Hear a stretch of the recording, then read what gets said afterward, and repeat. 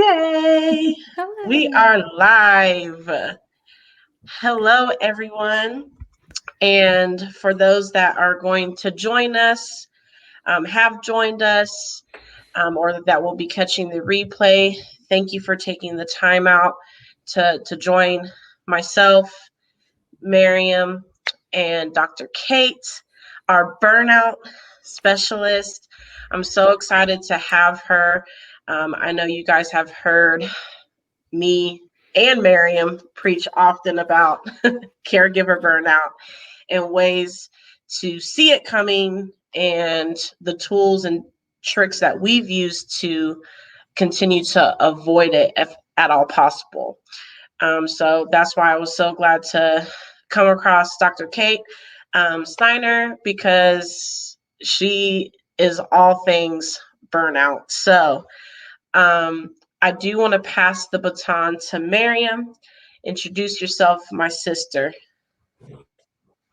Thank you, Ashley. My name is Miriam Baldwin. I'm the caregiver to both my husband and my brother for more than 20 years now. And I burned out myself. And I'm so happy that Dr. Kane Steiner is here. I'm writing a book right now, so stay tuned. Please make sure you follow me. And I can't wait. I just can't wait to talk to Kate Steiner. So thank you. All right, Dr. Kate, doctor in the house. I love when we can get professionals to speak with us. So thank you so much for being here and taking time out on your Saturday.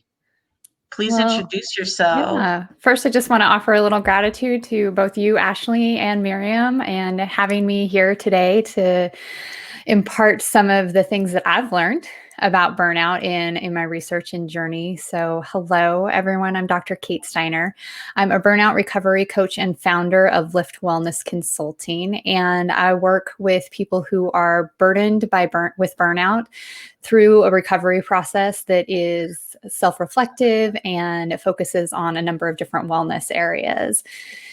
And this all started from my own experience with burnout. And I needed to find a place into recovery, but I also needed to own that burnout was not something that I could avoid, that I actually needed to integrate recovery practices into my daily life so that I could better manage my stress to burn events, to things that were going on in my life. And so now my mission is really to work with people and get this information out so that I can help others live healthier, happier lives. Sure. Yeah, absolutely. I mean, now that you brought it up, I'm interested. If you feel like sharing, what did burnout look for you? Like, how did that look like for you? Yeah. So when I think about my own real big time burnout experience, it was about 8 years ago. And I was working full time in a job that was just very high demand, lots of evenings, lots of weekend work, just lots and lots of hours were expected to be committed to this job. I was also working on my Ph.D. at the time. So I was in my doctorate program and I was in a really unhealthy relationship. So you have like the trifecta of all of these things happening in life. And I look back at that time and I really refer to this as being the worst version of myself. And this was all in relation to my burnout and what I was experiencing, but I was very short-tempered with people. I would react in anger more than any other emotion that I would have. And then I would get angry about being angry. And so I would have like angry tears happening and those kinds of things. But I'm generally a very playful person. I like to think that I am a very fun person. And I wasn't fun. I wasn't playful. Things that I used to love and used to bring me so much joy, like dance classes and ballet, just didn't. So even that, I felt burdened by, and it was a struggle to even go to a dance class when I knew that I would probably feel better at the end of it. It just felt too challenging to even get into that space. And when I realized that this is what I was experiencing, I also recognized that I was so far into this burnout cycle that I couldn't find the way out all on my own. So I sought the advice of a counselor and worked with her to get back to the better, happier version of myself. Sure. Yeah, I mean, thank you for sharing. Yeah, I recognize some of the signs because I had them myself. And one of the things people often ask is, can burnout be permanent? That's a great question. I kind of function from the mindset that while we can't avoid burnout, it's not something that you have to always be in. But I guess it could be permanent if you don't take the steps to implement recovery from it. So I guess it could be a choice. I would say that a human might, and maybe they're making that unconsciously or not recognizing what's going on in regard to, but they're so overly stressed that they're not even sure how to pull themselves out of it. So I guess in that fashion, it could be that. So certainly my goal is to help people recognize it so that they're like, oh, this is what I'm experiencing. I don't have to feel this way all the time. And one other question they also asked me is, how long does it generally take to recover? Mm-hmm. And I think that it depends on the person. How willing are you to do the homework? Yeah.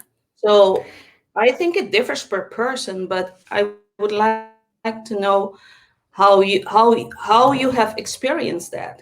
Mm-hmm. The recovery. How long did it take?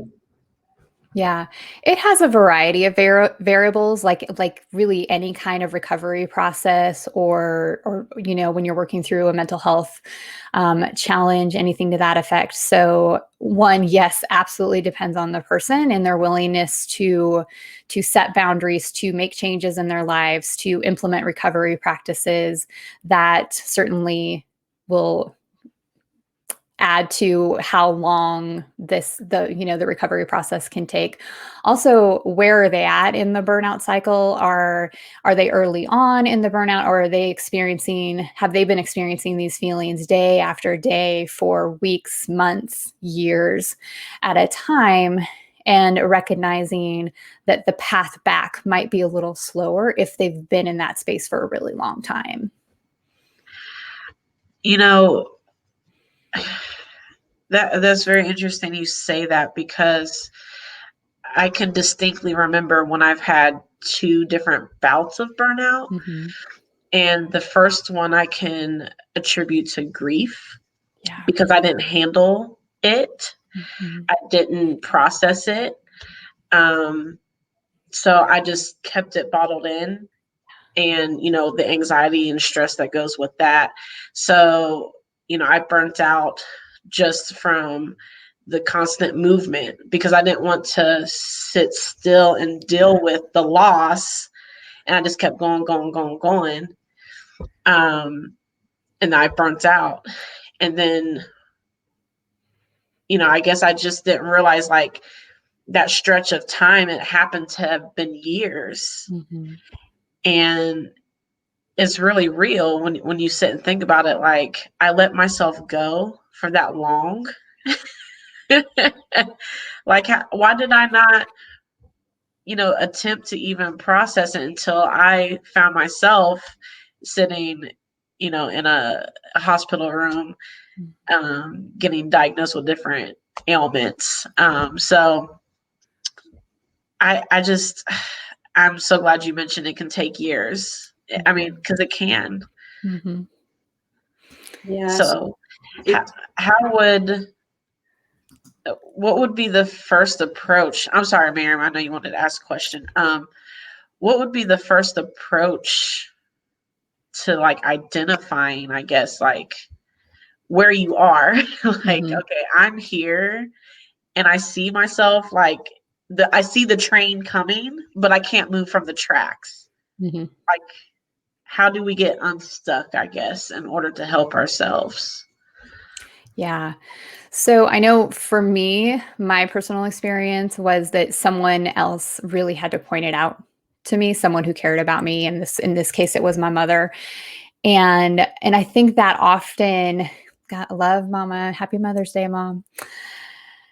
So I think oftentimes for a lot of people that recognition comes from an external factor, right? So for you, like being diagnosed with various things, being in the hospital, or having a loved one say you're not yourself anymore and you haven't been yourself for a really long time, or I miss you, and like you're here like physically, but like the Kate we knew hasn't been here for a while. And so for me, it was that recognition of actually watching my mother, like watching in her face, her heart break for me because she wanted so badly to fix what was going on for me, and knowing that she couldn't, that only I could.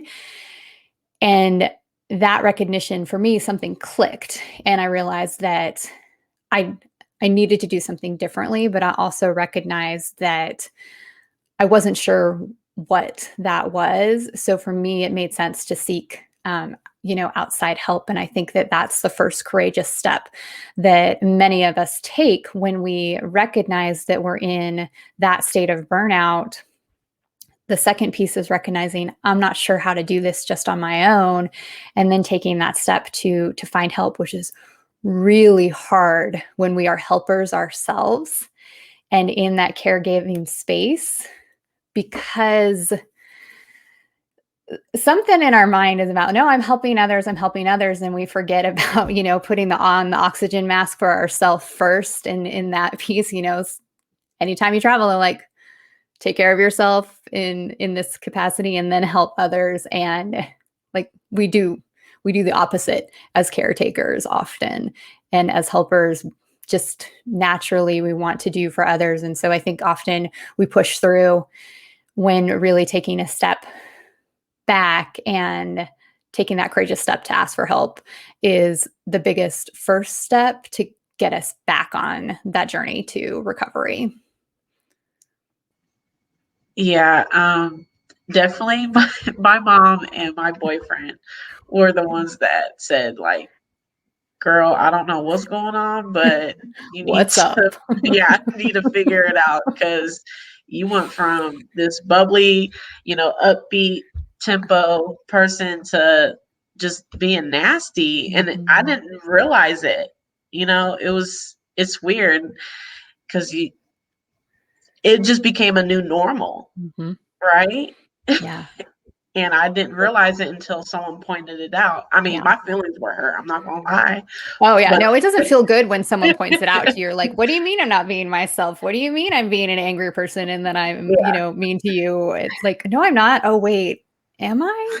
yeah. Yeah. And in that moment when you're being combative, it's Yeah. like, oh wait, yeah, I kind of am, I guess. Yeah. You know what? But I You know know what Mary was knows what you're embarrassing? saying. Sorry, Ashley. You know what was embarrassing? I remember the moment they found out. Martin was recovering from his major surgery, and a social worker asked me the question, Miriam, how are you doing? I cried for 15 minutes. I really wanted to punch that woman because I didn't want to know that I burned out. I kept going for months as a caregiver. I had my superhero cape on, and Ashley knows what that means. We had our superhero cape on. And it's, you feel so uncomfortable in front of your loved one, the social worker. You're vulnerable. I really didn't like that moment. But I thanked her later for asking me that question because it saved my life, literally. Burnout is a nasty place. Absolutely. So I really thanked her. I said, okay, in that moment, I really, really, really wanted to punch you because we feel like we need to help our loved ones. But burnout is right behind the corner. So it's really relatable what you were just saying, Kate and Ashley. Yeah, absolutely. So when you started with the recovery, Kate, what were the next things you did? Can you give us some examples, things you did? Sure. Yeah. So what I started to do, and then what I've developed into the model that I use with clients and continue to use myself today, is the first piece of that is observation. So that's that recognition piece, right? And then taking time to reflect so that you get better at recognizing what I call burn events as they are happening and recognizing when they are about to happen. So burn events are really daily circumstances, activities, events, difficult humans that cause us to feel emotionally drained or fatigued or overwhelmed, but we're not yet in that space where we really are feeling as though life and work is a burden, which is that full-on experience with burnout. And so if we are able to identify these events as they come, and as they pass, and as they may be coming up in the future, as we can expect them and plan for them in that way, and then plan our recovery for them in that way, that helps us really be more resilient to anything that's unexpected that might come up, and more resilient to that full-on burnout because we have incorporated recovery into our way of life. And so the second piece, so there's that observation piece, that reflection piece, and then there's preparation, which is preparing for burn events as we identify them if they're coming up for our calendar. And so if we have a really busy work week, or, challenging meetings, or we know we're going to be impacted by a challenging family member or something to that effect, we can plan a little bit differently for what our time and looks like going into that space. So maybe you do a relaxation practice beforehand, or you plan your meals differently, or you plan your sleep schedule differently. And then you also put a plan into place for how you're going to recover specifically from that day, that event, that meeting, that space. And then the third piece is recovery. So recovery looks a little bit different for every person. And I think what gets overwhelming for people is that when they hear recovery, they're like, oh my gosh, I have to completely stop everything I'm doing, and I can't do that. And that's not the case. Recovery can be really small steps, small rituals, small routines that we add into our day just to help us reset and recalibrate throughout the day. So grounding practices, breathing exercises, starting your day with a morning reflection practice, or incorporating a gratitude practice into the end of your day are some ways that are small steps that you can add recovery into your day-to-day that doesn't feel super overwhelming and as though you have to stop everything you're doing, because that can be hard when you're in that space too. Yeah. Yep. I love how you mention the small steps, because Miriam and I say that all the time in our respective caregiver support groups. It doesn't have to be huge, leaps. It can be baby steps. Just start somewhere, as long as you're just taking that time for yourself. Something else Miriam and I always say, you have to take care of yourself, because for the caregivers out there, I know for a fact that if I don't take care of myself, I'm not going to be able to take care of my loved ones to the best ability that I can. And I know no one is going to be able to take care of, specifically like my husband, the way that I can. I mean, it's just that simple. I know it's hard in theory and practice to do, but it really is that simple. I don't know anybody else on this earth other than me that's going to take care of my husband like me. So I have to start reclaiming my health in order to do so. Yeah. I'm sure Miriam would agree. Oh yeah. Oh yeah. Those baby steps, I had to take those baby steps.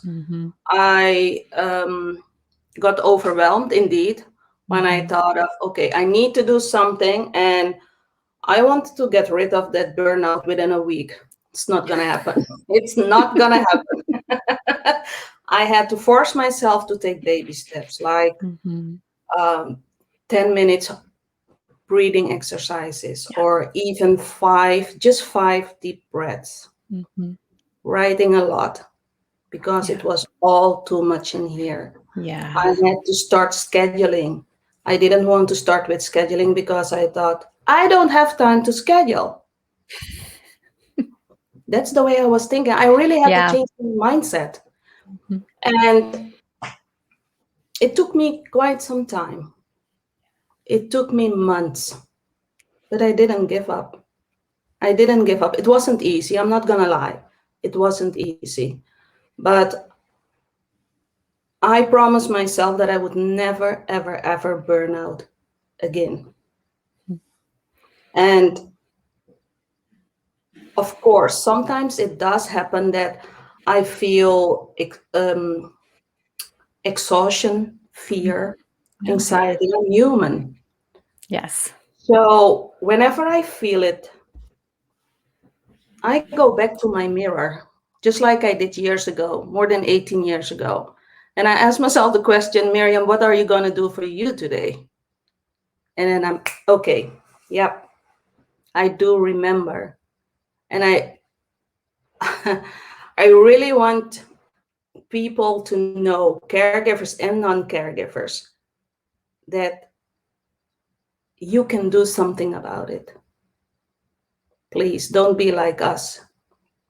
So, Dr. Kate, do you have, other than those breathing exercises, those tips, do you have other tools that you can share with us that are so important for our viewers and listeners that might help them to prevent the burnout or to cope with a burnout? Yeah, absolutely.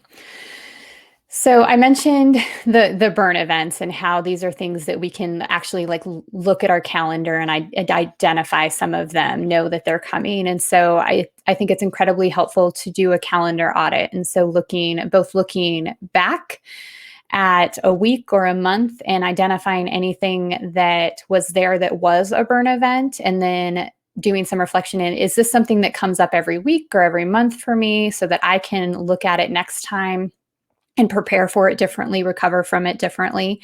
And then looking ahead at your day, your week, your month, whatever time frame is most comfortable for you, and looking forward and saying, okay, I know I've got this meeting, or this doctor's appointment might be challenging, or I'm feeling anxious about this interaction, something to that effect, and identifying that, naming it as a burn event. That's helpful, because then it's not happening to us. We've already taken control and ownership of it. And then thinking about how you're going to prepare for it in that moment. What do you need to get yourself in your best space before that event occurs? And then what do you need to help yourself reset after the event occurs? So that's one thing, what I call the calendar audit. Another thing when it comes to recovery is developing your comfort list. So this is a list of items, things, activities, places, people that immediately bring you comfort. They bring you joy. They help you feel cozy, warm, comforted, all of those things. So if you think about how we would comfort a child when they're upset and overwhelmed, you want to put things on your list that are going to comfort you in that same way when you're feeling tired or overwhelmed in that same sense. So some of the things that I have on my comfort list include macaroni and cheese. And it is the number one thing on my comfort list. It does rank above my partner. I love him very much, but mac and cheese is it, y'all. That it just does something for me and my soul. It makes me happy. And I eat it probably about once a week, if not more, when I'm having more challenging times. But building that comfort list, the Hallmark Channel, Hallmark movies is also on my comfort list. Playing with my dog, snuggling with her, spending time with my partner, water. If I can get into water in some way is an important piece of recovery. So again, smaller things that you can implement pretty quickly that can bring you some ease and comfort and stress relief. And then I think it's incredibly important that we continue to play. We are not nearly playful enough in our adult space. And we get into these zones of, I must be serious and I have to get through all these things, that we forget that play is actually great in relieving our stress. It offers us more creative space to think, so we're better problem solvers. And it's fun. It gets us laughing. It gets us moving around a little bit. So play looks, for adults, it looks like dancing, singing. I sing to my pets. They are terrible, terrible songs. I'm not getting a record deal. But it does make me laugh. It makes my partner laugh. It makes the pets look at me like I'm a little weird. That's okay. The other day, I was having kind of a tough day, and I decided to utilize the filters on Snapchat. So I was turning my animals into cartoons by putting cartoon eyes on them. And it was the funniest thing I had ever seen. At least in that moment, it made me laugh so hard. So finding ways to bring laughter into your life are some of the quick recovery tips that I can offer. Yeah. I mean, you hit on some of my favorite ones. So, I love to sing, even though I know I'm not getting a record deal, but I love to sing, love to dance.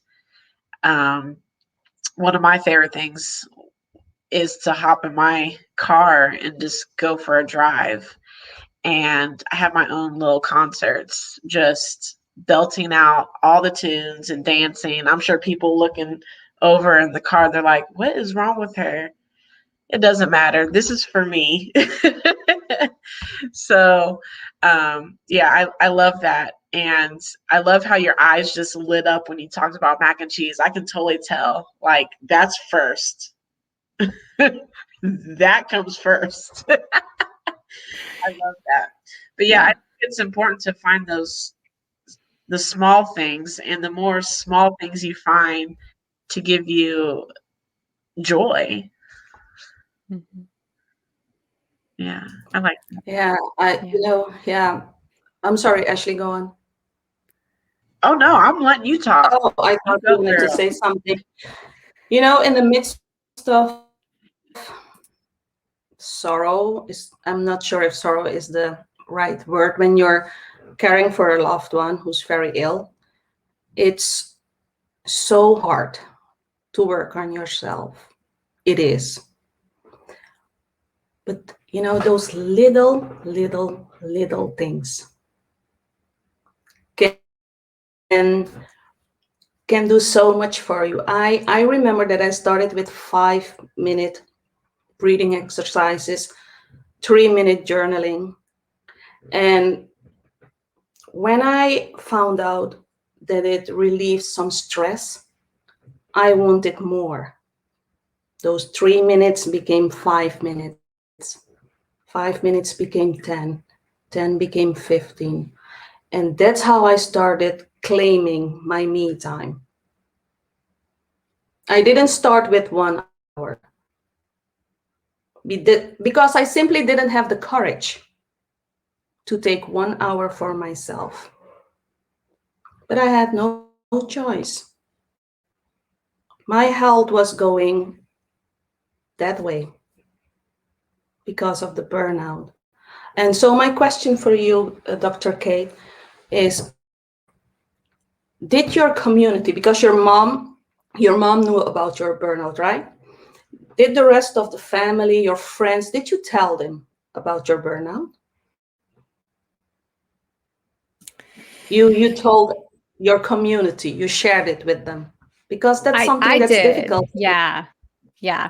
I did. And and I chose how I shared that with different individuals and in different ways, right? So my supervisor got to understand a certain perspective of what I was going through in that regard, because I needed to set some non-negotiables when it came to work, and I needed to establish some boundaries there. And I couldn't do that without communicating with him in what my needs were. So, but that communication looked very different than, what I shared with my family members, or even, my chair for my PhD program. She and I had a very close relationship. So, and since it was a counselor education program, you talk a little bit more about your emotions and what you're going through in your life in those sense. So she knew it in a different perspective and those kinds of things. But I think that, you bring up a really important point, is when we're in this place, sometimes it is hard to let other people know what we are going through and what we're doing to establish the recovery in our lives, right? But when we think about when we're taking that time for ourselves, and rightly so, because it's important for us to have time for ourselves so that we can be more productive and more giving and caring when we are with others. But we have to communicate that expectation to people around us. So when we set boundaries, really what we're doing is helping other people understand what we need. So we're communicating our needs to others, and we are teaching them how we expect them to interact with us. And so I always, as a supervisor throughout my life, times that I always got myself most in trouble was that when I had an expectation for someone around me or for the person I was working with, but I never told them what the expectation was. And then when they didn't meet the expectation, I got upset about it. But when I took a step back and was like, oh, but I never actually told them that that's what I expected of them. And so setting boundaries is the same piece. You have to communicate that so that they know your expectations and those non-negotiable pieces. So I love that you brought that up, because I think that's incredibly important. Love that. We've had a discussion. What was it, 2 or 3 days, Miriam? A discussion with Stephanie with anxiety. Oh my goodness. And such a big part I see anxiety and burnout going hand in hand. And, just setting boundaries can help, you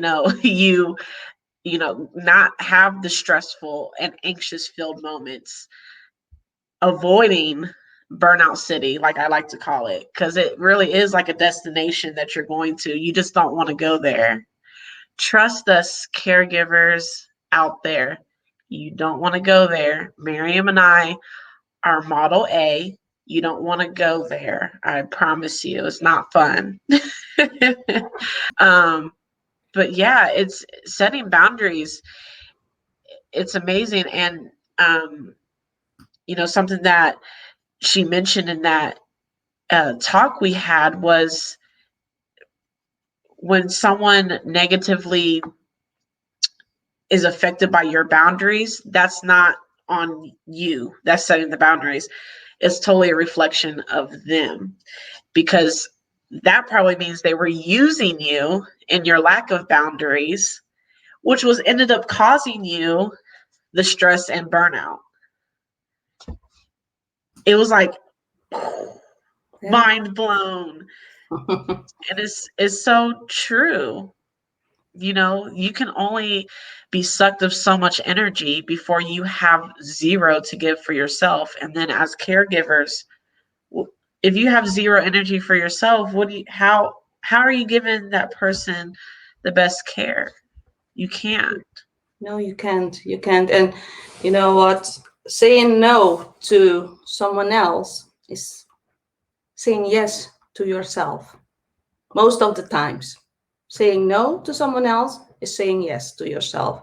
And I really, really struggled with setting boundaries.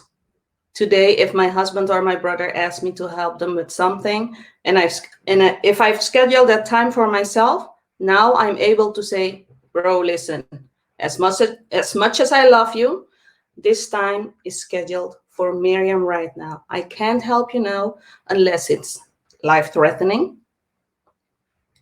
but that's not a case. I own my well-being. I own my me time. I claim it. I know that it's important for me, so I claim it. So setting boundaries was something I really had to learn because I was a people pleaser. And I shared the news about my burnout with my family. And it was easier for me to share it at work as well because I was working with doctors at that time. So they totally understood where I was coming from. So that's why I asked the question, did you share it with your community? Miriam, I think that was courageous for you to do. And I'm going to be honest, I didn't. I was embarrassed to. I didn't say anything to my family. It wasn't until, and a lot of my family didn't even know how bad my husband had gotten, to the point where I didn't know if he was even going to make it to our wedding. So, because I took it as a reflection of my caregiving abilities, because I wasn't, in my mind, I thought I wasn't doing a good job enough to keep him healthy, alive. And then I always thought, what is his family thinking? Like, they've entrusted me in, with his care, and here, the cancer keeps coming back. Like, what am I doing wrong? That's why I kept thinking to myself. So all those constant negative thoughts just kept turning, like wheels in a car that just keep rapidly turning, but you go nowhere. That's how I was at that point. And I just couldn't bear to tell anybody outside of my small circle. So I don't even think my husband even knew how bad I had gotten with my stress and anxiety. My mom did, though. Moms always know, right? Moms always know everything. Yeah. She even told me in the tone of my voice. She didn't even have to look at me. She just heard the tone of my voice and knew something was wrong. Mm-hmm. Moms know everything. I don't get it. I don't know how they do. They have special powers. They absolutely do. And I think, Ashley, I think what you're describing is really normal for a lot of people in that regard, in that I think for a long time, and I think it's getting better now. I think more people are talking about burnout in the space of that. I think the pandemic has changed that some too, in that we're recognizing it more as this actual state of being. And it's not just about our workspace or what's going on around you, that it is actually something that impacts us physically, emotionally, mentally, in all areas of our lives. But there's still some shame attached to it. And I think part of that comes from, for the longest time, people were talking about how, you prevent burnout, you avoid burnout, you keep it from happening to you. And I think it is really part of these feelings, emotions, these experiences are really part of our human condition. So while we can prevent and implement and integrate recovery so that we don't get to that end of the spectrum when it comes to burnout, like completely, fried city, that burnout city that you all talk about. We can take some tangents and pass off of that so that we're not getting to that same space, but we can't really completely avoid the experiences that we have with this, that overwhelm, the fatigue, feeling emotionally drained. But we can definitely build resilience to it.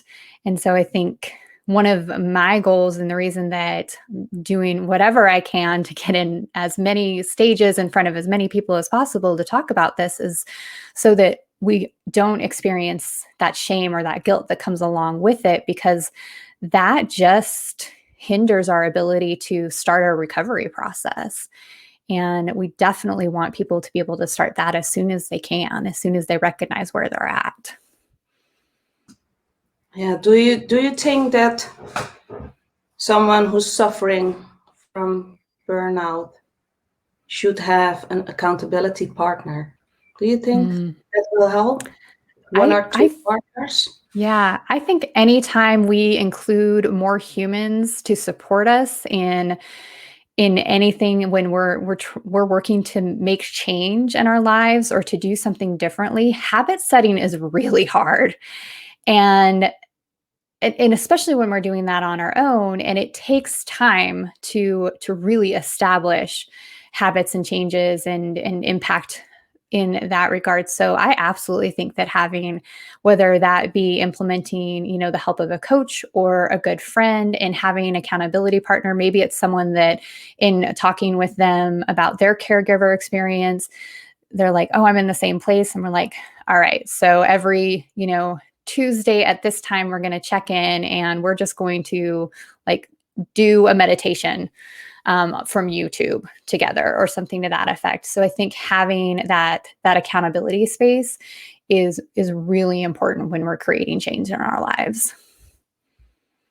It feels good. It really feels good to have an accountability partner. Yeah. You feel, even if they only listen to you for 5 or 10 minutes to get certain things off of your chest, get some relief. Just you only have to listen.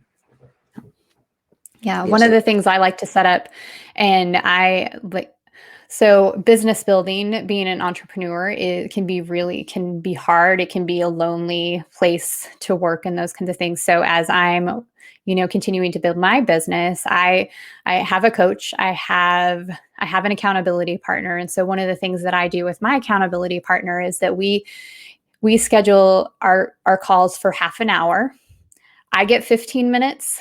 She gets 15 minutes. So 15 minutes, the focus is, and we set a timer so that we can honor that for each other. And so we work through something that I'm struggling with or thoughts that I'm having for 15 minutes. And when that time is up, we shift gears and we, talk about what she's struggling with or what she's working on in that moment.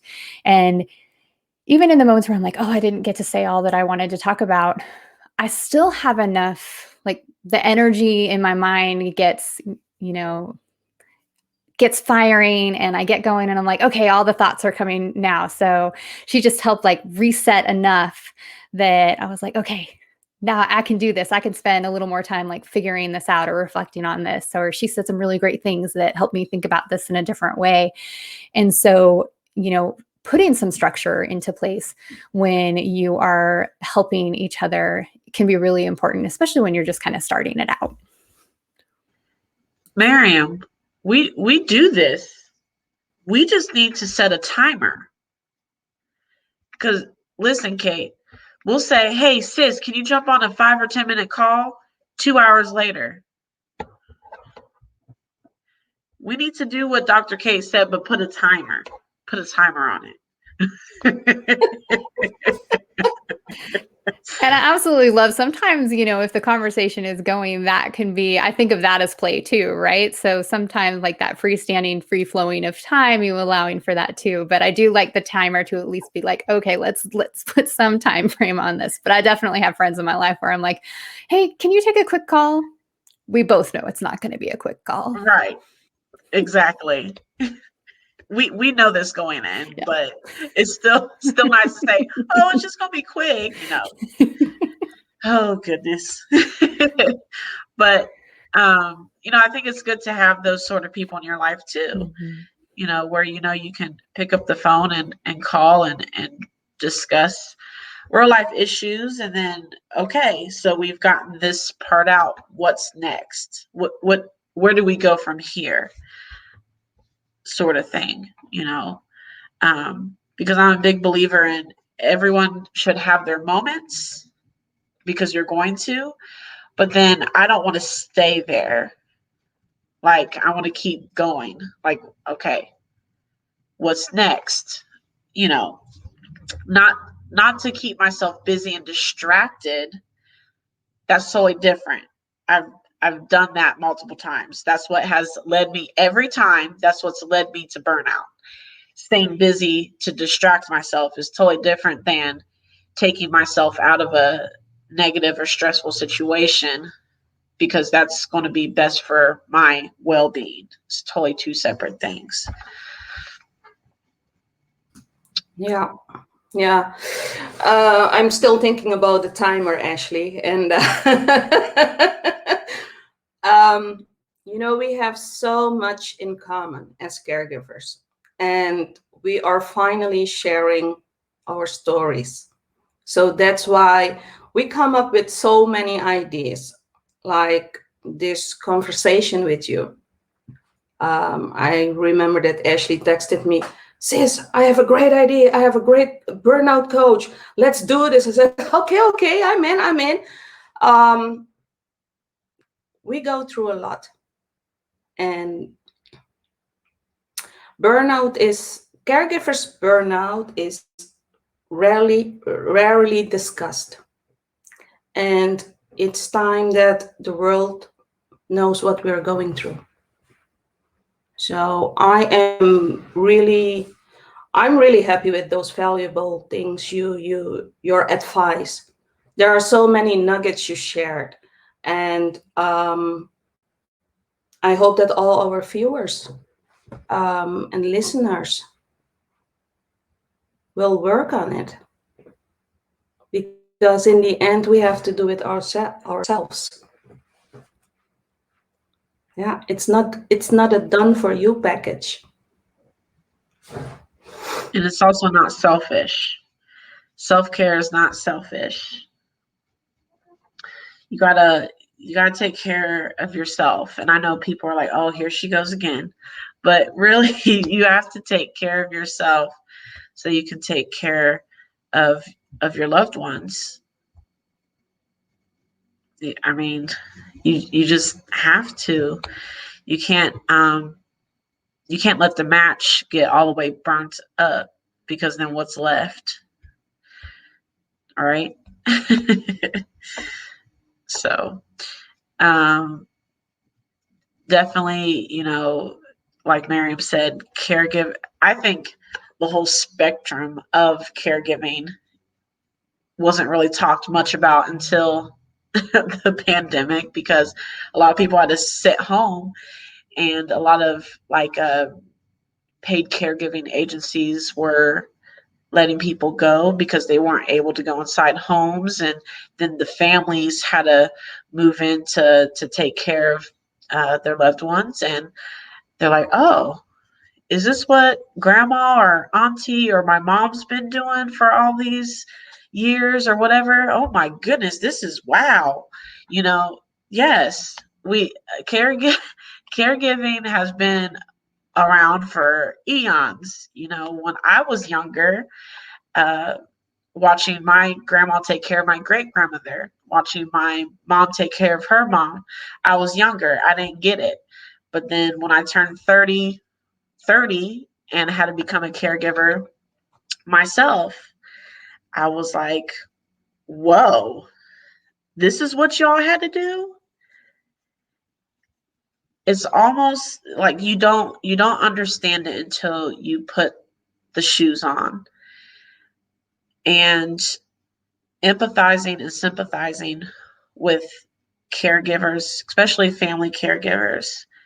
Miriam and I are here for you all, just providing tips and tools for all caregivers so that you can avoid the burnout city, the extreme stress and anxiety.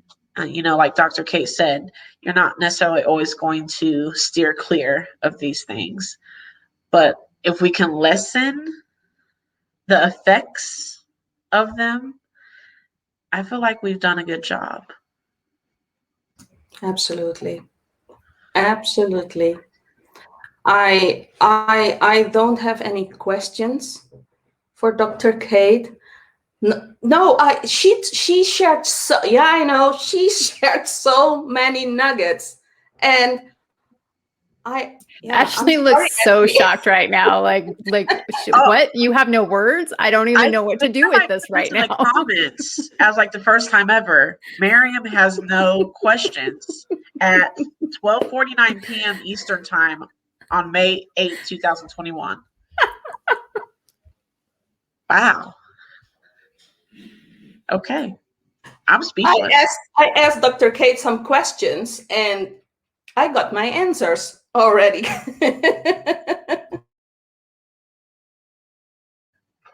Well, I mean, I know you have founded your own program, and I want to hear more about that because I'm really interested. And for those caregivers and non-caregivers that aren't able to view live right now, I would love for you to speak on it and let us know where to find you. Yeah, happy to provide that because definitely want to be a continued resource for the both of you, for your community, for caregivers within this space. So yeah, the company I founded is called Lift Wellness Consulting, and we offer a burnout recovery coaching, but we also offer workshops, programs. And so I do try to do some free workshops that people are able to participate and sign up for. Everything is listed on the website, which is liftwellnessconsulting.com. But you can also find our page on Facebook, and that's Lift Wellness Consulting, I believe, with Dr. Kate Steiner. So if you search Dr. Kate Steiner, it should come up under that as well. And then I do a lot on Instagram and at Dr. Kate Steiner. So I'm starting to really enjoy doing reels. And so if you want to see me being silly, I think the last one I put up there was me being a cheerleader, and I did actually bring out the pom-poms that I had in high school. Because, someone might needed a little lift, pick me up, and needed a personal cheerleader. So I'm happy to serve in that capacity. But essentially, we do one-on-one coaching. I do some group programs. I'll have another group program starting here on June 1st. So if you're interested in talking more about that, and I offer a complimentary 30-minute wellness audit for anyone who's interested in learning a little bit more on whether or not coaching might be something that's helpful for them in this regard. So, and then I have a book listed for pre-order on Amazon.com. So, and that's Burnout, and it's got a really long secondary title that I should have had in front of me because I'm not going to be able to say it. But essentially, it's in helping professionals reclaim their joy in life. Ooh, I love that. Reclaiming your joy. I love using the word joy versus happy. Who was it? It's a song. Kirk Franklin. In one of his songs, he said, I want you to have joy and not happiness, because with happiness, you have to have something happening to have that happiness. And joy is just everlasting. So shouts out to Kirk Franklin. But so ever since I heard those lyrics, I love using joy because it's true. When I sat and thought about it, I'm like, oh yeah, you kind of have to have something happening to be happy. But I love that title. Yes, Dr. Kate, with the reclaim the joy. Yes, I'm the same. Joy is my favorite emotion to experience. So that's the one that I want to get back into people's lives as much as possible. Love that. Love it.